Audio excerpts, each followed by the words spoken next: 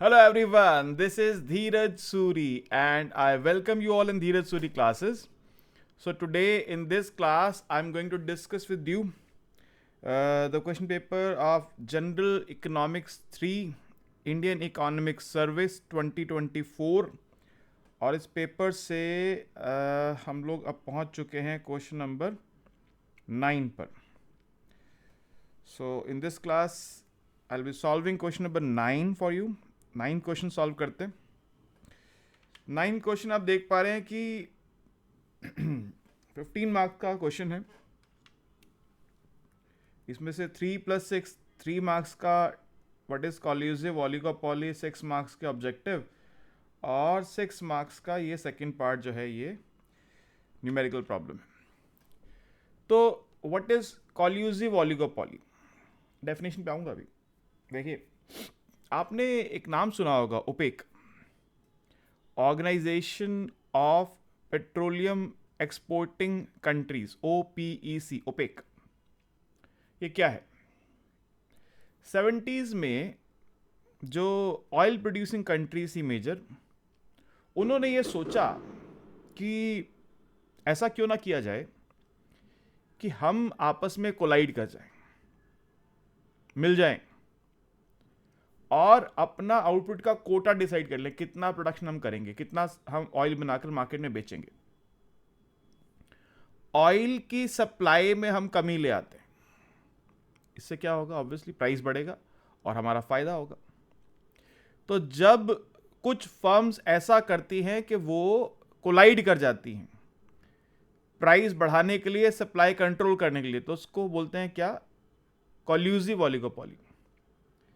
अब बात यह है कि किसी एक कंट्री के अंदर सरकार ऐसा करना अलाउ नहीं कर सकती. भाई कल को अगर वोडाफोन, एयरटेल और रिलायंस जियो, तीन ही तो है अभी, तो तीनों मिल जाएं, अगर कहीं हम मिल जाते हैं, एक ही फॉर्म बनाते हैं, उसके बाद जिसको मोबाइल फ़ोन चलाना है सर्विस हमसे लेनी पड़ेगी, फिर हम जो पैसा चाहेंगे चार्ज कर सकते हैं. अब ऐसा करने से तो जो लोग हैं उनका नुकसान होगा, तो गवर्नमेंट ऐसा अलाउ नहीं कर सकती. इसलिए आपको किसी एक कंट्री के अंदर कॉल्यूसिव ओलिगोपॉली बनता हुआ नजर आए, इसका चांस कम है. इंटरनेशनल एग्रीमेंट्स होते हैं, जैसे ओपेक है. एक कॉपर प्रोड्यूसिंग कंट्रीज का हुआ था, उसका नाम सिपेक है. मैंने क्लास में डिस्कस किया हुआ है कि ओपेक सक्सेसफुल क्यों रहा और सिपेक फेल क्यों हुआ. उसका यहाँ पे अभी कोई मतलब नहीं है, बस एग्जाम्पल देने के लिए बता रहा हूँ. तो अब डेफिनेशन पे आते हैं. लिखिए, अ कॉल्यूसिव ओलिगोपॉली आप लिखते चलिएगा, ठीक है. और कॉल्यूसिव, वैसे मैंने क्लास में सब लिखवाया हुआ है, फिर भी अब क्वेश्चन है तो बता रहा हूँ वापस से. A collusive oligopoly is a market structure where a few dominant firms agree to cooperate. ध्यान दीजिएगा, agree to cooperate instead of competing against each other. अब एक दूसरे के खिलाफ लड़ने की बजाय कॉपरेशन कर लेते हैं, ठीक है. दे मे फॉर्म एन एक्सप्लिसिट और implicit agreement to control prices, restrict output, or divide the market among themselves. Divide the market among themselves to maximize their collective profits. भाई वो क्या करते हैं? मैंने जैसे एग्जांपल दिया, मिल के आउटपुट कंट्रोल करने की कोशिश करते हैं. जब सप्लाई कम होगी सर्टेनली प्राइस बढ़ेगा. इससे क्या होगा? उनका जो टोटल प्रॉफिट है वो बढ़ेगा. आपस में कैसे बांटना है वो उनका एक इंटरनल अरेंजमेंट है, ठीक है. अब ये जो कॉल्यूजन है ये एक्सप्लिसिट भी हो सकता है, इम्प्लिसिट भी हो सकता है. एक्सप्लिसिट मतलब जैसे मैंने ओपेक का एग्जांपल दिया आपको कि उन्होंने मिल के सामने आके एग्रीमेंट किया कंट्रीज में. अब क्योंकि एक देश के अंदर कोई सरकार ये अलाउ नहीं करेगी कि आप मिल के ऐसा एग्रीमेंट कर लें जिससे आप लोगों को नुकसान पहुंचाएं, तो कभी कभी एक इम्प्लिसिट भी एग्रीमेंट होता है. आपने कई बार नोटिस करा होगा इस बात को. ये लिखिएगा नहीं एग्जाम्पल के अंदर, बस आपको समझाने के लिए बोल रहा हूँ. आपने कई बार नोटिस करा होगा कि सेम डे पर एयरटेल, वोडाफोन, जियो अपने चार्जेस बढ़ा लेते हैं। एक ही दिन तीनों एक साथ अपने प्राइसेस बढ़ा लेते हैं। सेम डे पर पेप्सी और कोका कोला अपने प्राइस बढ़ा लेते हैं। तो कोई इम्प्लिसिट अंडरस्टैंडिंग होगी, ठीक है, जो सामने नजर नहीं आ रही है लेकिन कुछ है अंडरस्टैंडिंग उनकी। तो ये कॉल्यूज एक्सप्लिसिट करेंगे तो वो तो गवर्नमेंट उस पर रोक लगा देगी। इम्प्लिसिट कुछ अंडरस्टैंडिंग्स हो सकती हैं, तो ये इम्प्लिसिट भी हो सकता है, एक्सप्लिसिट भी हो सकता है। इसका ऑब्जेक्टिव क्या होता है? ऑब्जेक्टिव होता है कि कंपटीशन को कम करना और अपने प्रॉफिट्स को बढ़ाना। This type of collusion, last line लिख लीजिए डेफिनेशन में, this type of collusion reduces competition and it often leads to higher prices for consumers। Simple सी बात है, इसलिए तो किया था कॉल्यूजन के प्राइस ज्यादा लिया जाए, ठीक है। अब ये किस तरह के हो सकते हैं कॉल्यूजन? लिख लीजिए types of collusion.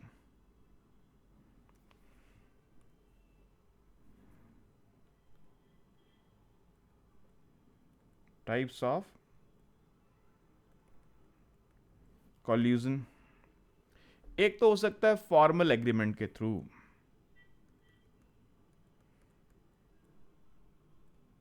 Formal agreements जिसको हम लोग बोलते हैं कार्टेल, ठीक है। ओपेक एक कार्टेल है जहां पे आपने अपने कंपटीशन को कम करके एक मोनोपोली पावर बना ली, ठीक है। So here firms explicitly agree through an agreement to cooperate, and this type of collusion is often illegal. So these agreements are prevail internationally between countries. Generally these agreements prevail internationally between countries. For example, OPEC क्या है? Organization of petroleum exporting countries. अब वो CPEC जो है वो एक French term है, तो उसको, मुझे फ्रेंच आती नहीं, आपको आती? मेरे को तो नहीं आती, तो उसका सीपेक ही रहने देते हैं, CIPEC। ये भी एक एक्रोनिम है मगर एक फ्रेंच टर्म है, तो इसलिए इसको मैं एक्सपेंड नहीं कर रहा हूँ, ठीक है। मगर कॉपर प्रोड्यूसिंग कंट्रीज के लिए था ये। तो ये एग्जांपल्स हैं ओपेक के, उसके फॉर्मल एग्रीमेंट्स के। दूसरा होता है, वो गाना सुना ना, इशारों इशारों में, सुना है गाना? है वही वाला, टैसिट कॉल्यूजन। फॉर्मल एग्रीमेंट नहीं है, कोई फॉर्मल एग्रीमेंट नहीं है, उसके बिना कॉपरेशन करती हैं फर्म। जैसे मैंने बताया था अभी आपको कि आपने देखा है कई बार कि वोडाफोन और एयरटेल एक साथ प्राइस बढ़ा रहे होते हैं, ठीक है। तो ये क्या लिखे? फर्म्स कॉपरेट, सम ऐसे लिखिए, sometimes firms cooperate without any formal agreement, often through unstated understandings, जिसका स्टेटमेंट नहीं है, कोई स्टेट कहीं नहीं किया। और sometimes one firm acts as leader and other firms act as followers. कोई एक पहले प्राइस बढ़ा देगा और बाकी अगले दिन बढ़ा देंगे, कुछ समय बाद बढ़ा देंगे। तो एक तरह से ये भी होता है कई बार। एक हो सकता है प्राइस फिक्सेशन,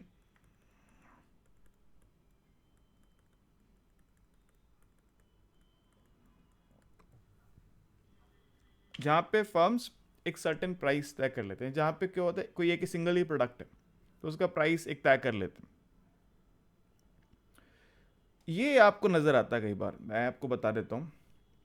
जैसे आप पेट्रोल पंप पे जाते हैं पेट्रोल भरवाने जाते हैं, तो कोई पेट्रोल पंप इंडियन ऑयल का है, कोई हिंदुस्तान पेट्रोलियम का है, कोई दिस दैट, बहुत सारे यहाँ पे इंडिया में। तो होता क्या है कि एक दिन सरकार तय करती है कि भैया प्राइस पेट्रोल का अब 70 रुपीज़ पर लीटर की बजाय 72 रुपीज़ पर लीटर होगा। अब वो दिन चले गए हैं। ये मैं 70 इसलिए बोल रहा हूँ, जब वो प्राइस था तब वो होता था, अब तो प्राइस 100 के आसपास हो गया।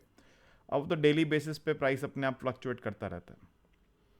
मगर ये सब ऑर्गेनाइजेशंस एक साथ प्राइस तय करती हैं। अब आपको पेट्रोल लेना है तो इनसे ही लेना पड़ेगा ना, और तो कहीं से मिलेगा नहीं। तो एक साथ ये प्राइस बढ़ाते घटाते, प्राइस एक साथ फिक्स करते, price fixation. Sometimes firms agree to set the price at certain level, एक लेवल पर प्राइस तय करने की बात कर लेते हैं। फिर एक होता है मार्केट शेयरिंग।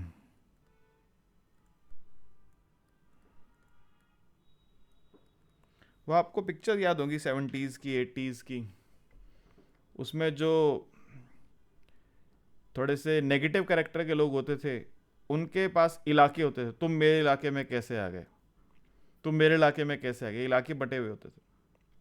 तो कई बार फर्म्स अपने एरियाज बांट लेती हैं, इस रीजन में हम काम करेंगे, तुम यहाँ नहीं आना, उस रीजन में तुम काम करना, हम वहाँ नहीं आएंगे। तो वैसे तो हम कॉम्पिटिटर हैं, लेकिन जब मार्केट डिवाइड कर ली तो तुम्हारे सामने हम नहीं आएंगे, हमारे सामने तुम मत आना।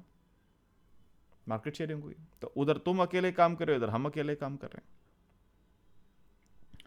Sometimes firms divide the market between themselves, with each firm serving a specific geographical area।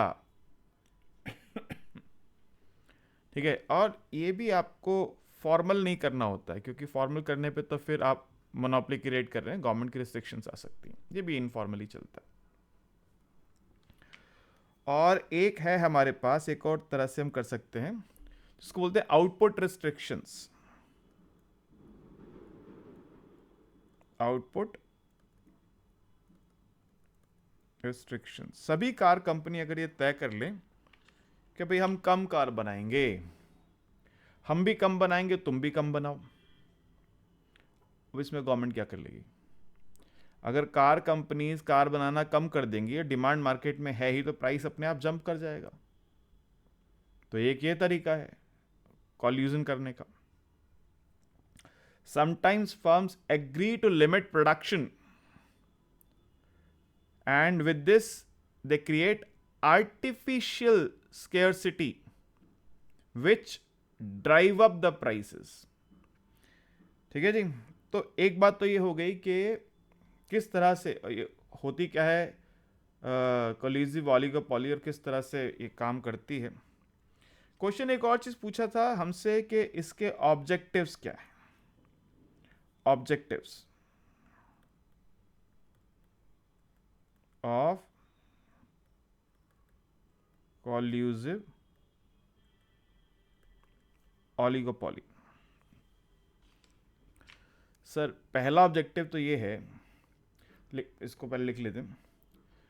The primary objectives of firms in a collusive oligopoly are as under। पहला है मैक्सिमाइजिंग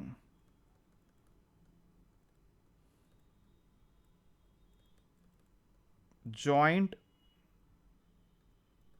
प्रॉफिट्स। ये सबसे बड़ा कारण है।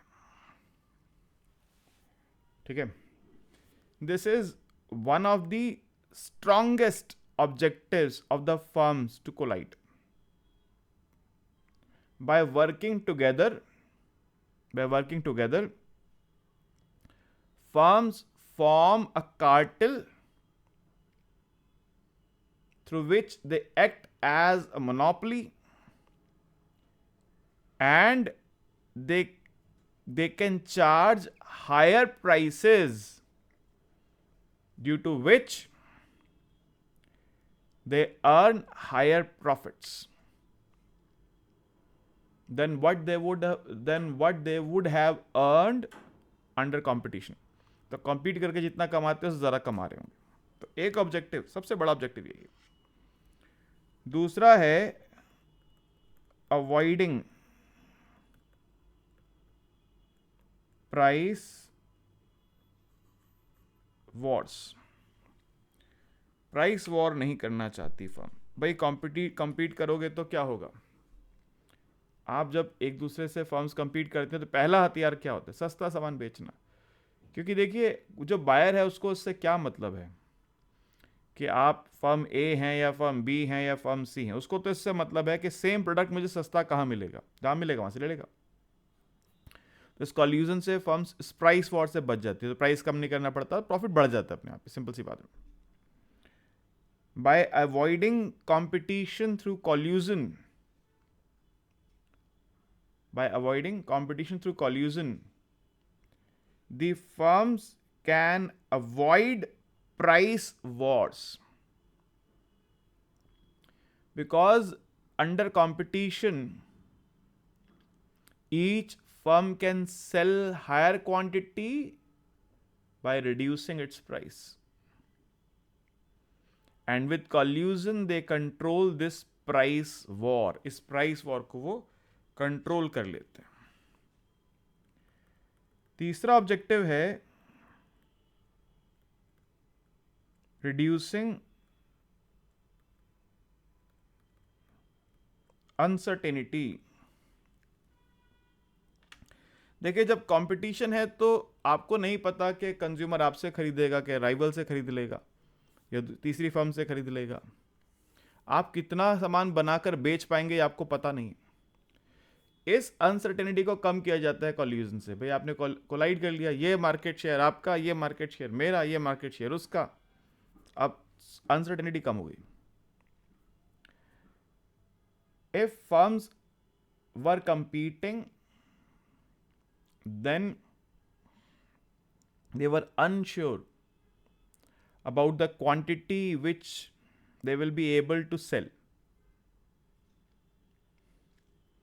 By colliding in a way of dividing the market in different segments, जो मैंने बताया था अभी आपको ऊपर, market sharing, by dividing market in different segments, they can reduce this type of uncertainty. ठीक है, so they can have greater control over their prices and the quantity which they are going to sell.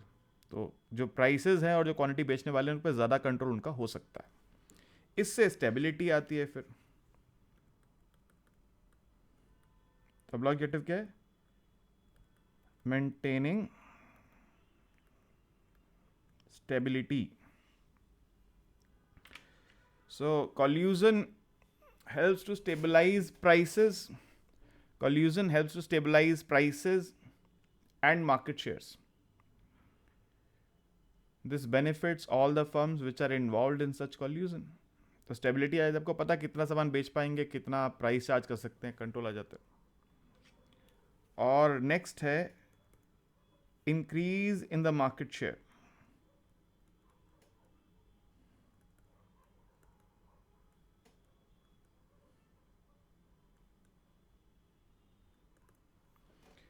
अगर compete कर रहे हैं तो आपको नहीं पता कितना सामान आप बेच पाएंगे, कभी कम कभी ज़्यादा फ्लक्चुएशंस रहेंगे। तो यहाँ पे आप अपना एक मार्केट शेयर बढ़ा सकते हैं और उसको आप मेंटेन कर सकते हैं। ठीक है, due to competition the firms remain uncertain about the market share which they could fetch, but by acting together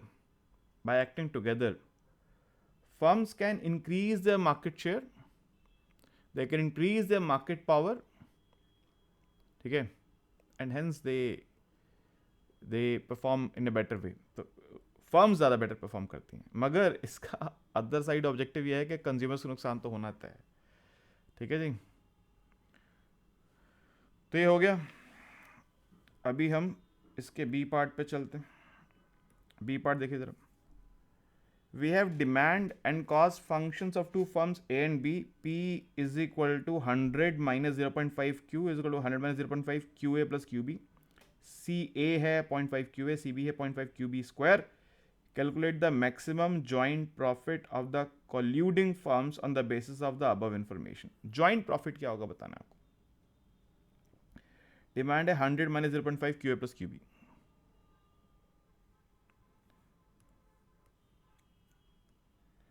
demand is 100 minus 0.5 Q A minus 0.5 Q B.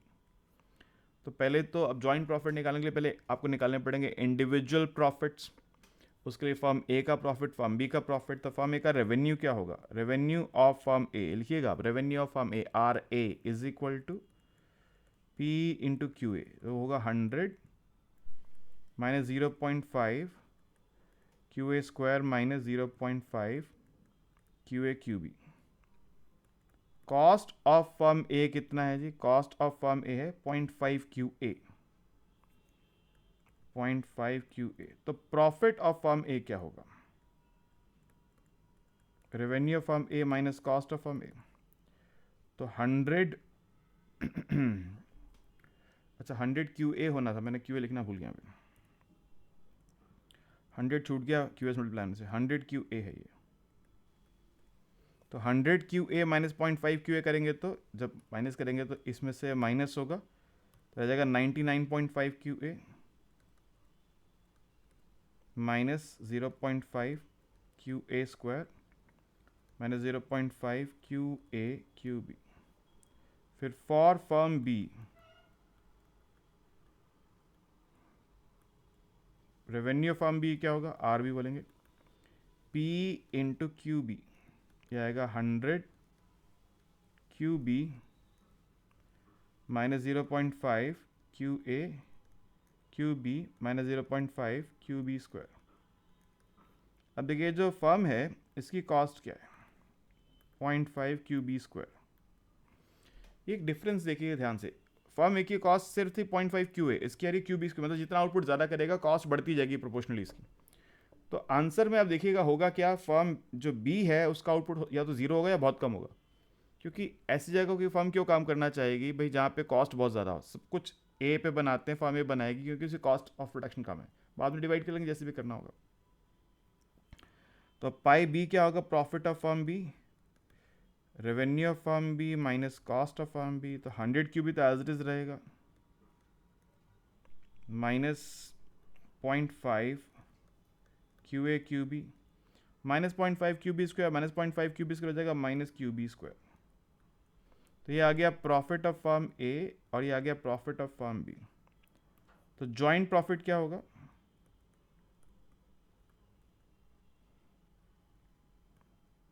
Joint profit pi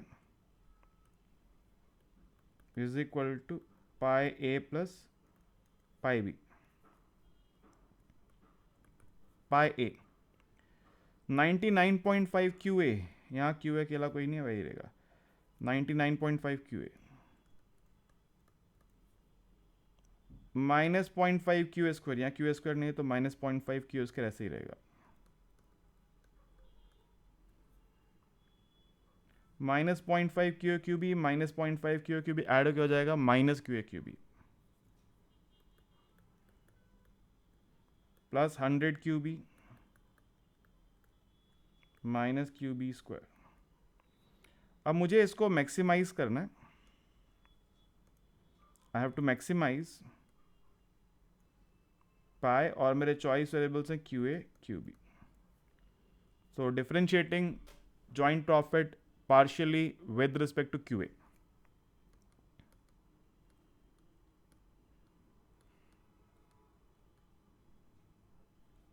Partially with respect to QA. What do you get? Del pi by del QA.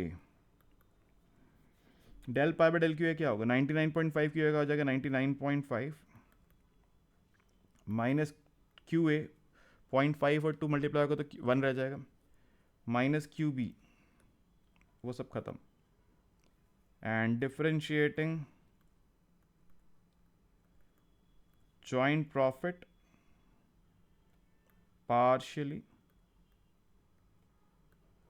With respect to Q B. तो del pi by del Q B 99.5 Q A का कुछ नहीं होगा, zero हो जाएगा क्योंकि यहाँ पे क्यू बी नहीं है। 0.5 क्यू ए स्क्वायर का भी zero, minus Q A Q B का minus Q A plus 100 minus 2 QB. So what is the first order condition?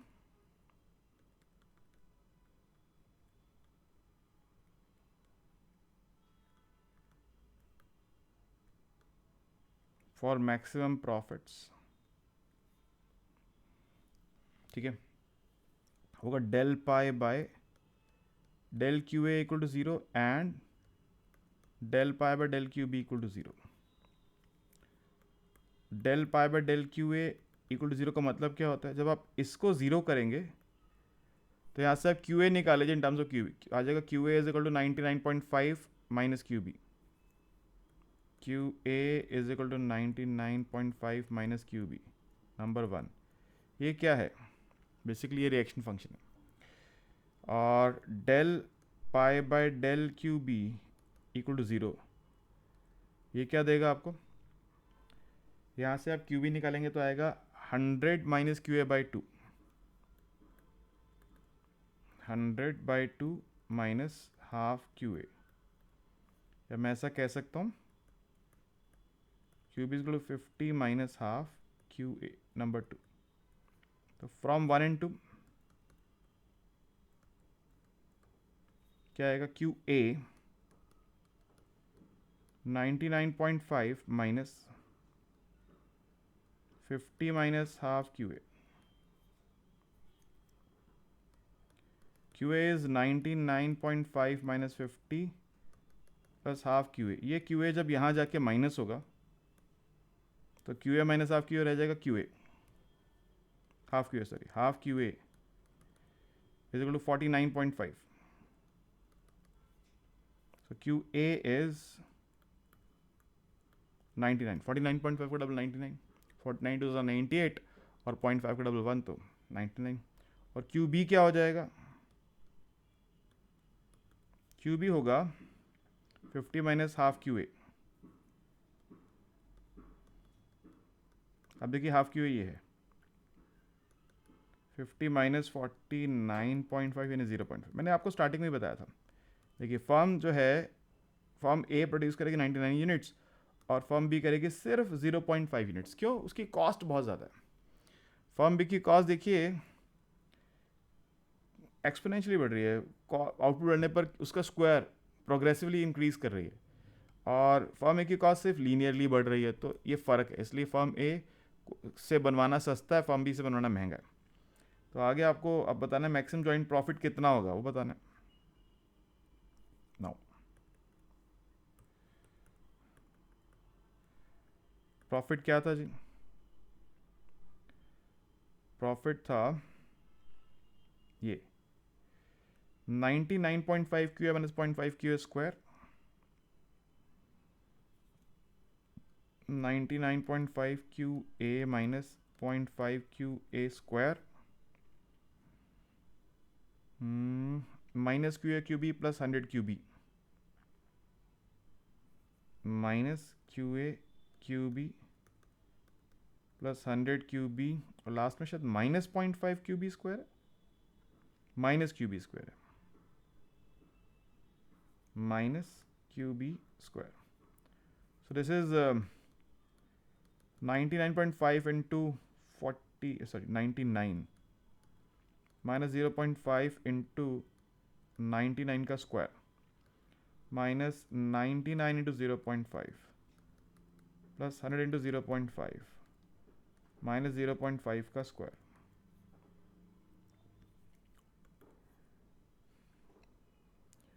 तो 99.5 into 99, this comes out to be 9850.5.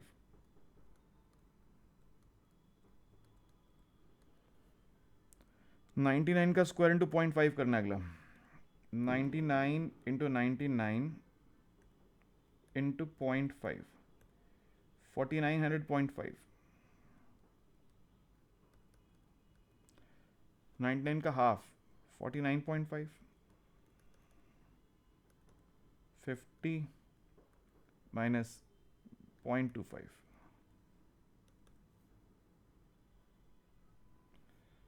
देखिए जी कितना हो रहा है 9850.5 माइनस 4900.5 माइनस 49.5 प्लस 50 माइनस 0.25 4950.25। तो ये मैक्सिमम जॉइंट प्रॉफिट है जो फर्म्स अर्न करेंगी। जो उसने पूछा था क्वेश्चन में आपसे, calculate the maximum joint profit of the colluding firms on the basis of above information. So after collusion the firms can earn a maximum profit of 4950.25। ठीक है जी, सिंपल सा क्वेश्चन था, सिंपल सा सॉल्यूशन है। ऐसे काफ़ी सारे क्वेश्चन मैंने क्लास में आपको करवाए हुए हैं, तो मुझे लगता नहीं ऐसा करने पे आपको ये समझने में कोई इशू रहा होगा, कोई प्रॉब्लम नहीं होगी। फिर भी किसी पॉइंट में अगर आपको लगता है कि कुछ ऐसा इशू है जो आप समझ नहीं पाए हैं और आप मेरे साथ डिस्कस करना चाहते हैं, तो आपका स्वागत है। डाउट क्लास में आइए, आके डिस्कस करेंगे। Right, okay, thank you, good bye, take care.